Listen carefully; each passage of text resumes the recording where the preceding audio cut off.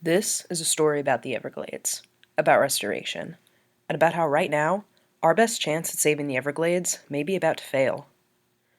Historically, the Everglades used to cover most of South Florida, stretching from present-day Orlando all the way south to the Florida Keys. Water from the Kissimmee River would fill Lake Okeechobee and then flow south into the River of Grass. But sadly, this is no longer what the Everglades looks like. Today, water can no longer freely flow south from Lake Okeechobee, and the Everglades agricultural area, owned mostly by subsidized sugar companies, sits right where the River of Grass used to begin. The water in Lake Okeechobee has been contaminated with all kinds of nutrients from agricultural fertilizers, like nitrogen and phosphorus, so much that the water in the lake is considered far too polluted to be sent directly on to the Everglades like it used to.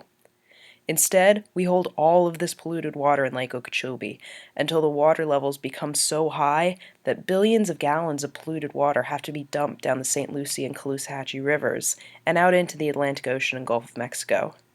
Not only is this a waste of precious drinking water, but it also damages our coastal estuaries, kills fish, and contributes to toxic red tide that endangers nearly 8 million Floridians up and down the coast.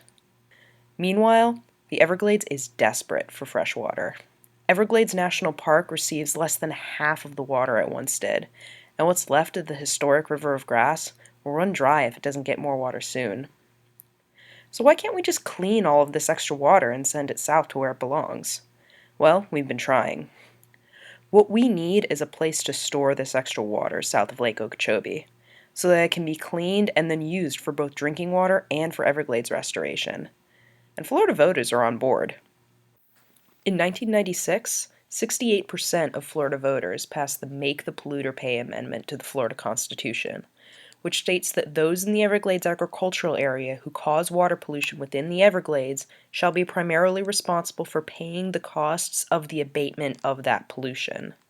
4 years ago, U.S. Sugar negotiated a contract with the state of Florida, agreeing to sell 46,000 acres of their land, 26,000 of which is directly south of Lake Okeechobee, a critical location for Everglades restoration. With this 26,000 acres, we could create the water storage areas we need so that we won't have to dump precious freshwater into the ocean. Last November, 75% of Florida voters amended the state constitution again, this time to pass the Florida Water and Land Conservation Amendment, which funds the Land Acquisition Trust Fund to acquire, restore, improve, and manage conservation lands, including the Everglades. This amendment ensures that the state has the money to carry out Everglades restoration. For the first time, we had the money, the land, and the water to make a big difference in the fight to save the Everglades. But now, Sugar's trying to go back on their half of the deal. Since 2010, shortly after they agreed to sell the land, Sugar has been lobbying the Florida government to not go through with the deal. They spent nearly $11 million on campaign contributions in 2014 alone. Sugar has already signed a binding contract to sell us this land. But if they can influence our representatives to just fail to appropriate the voter-approved money by May 1st, then the state of Florida will not be able to purchase the land by the October 12th deadline. The deal will fall through, and this chance at saving the Everglades will be lost. And May is right around the corner. We need your help now. Call your state legislators, call the governor, and tell them you support getting this land for Everglades water storage.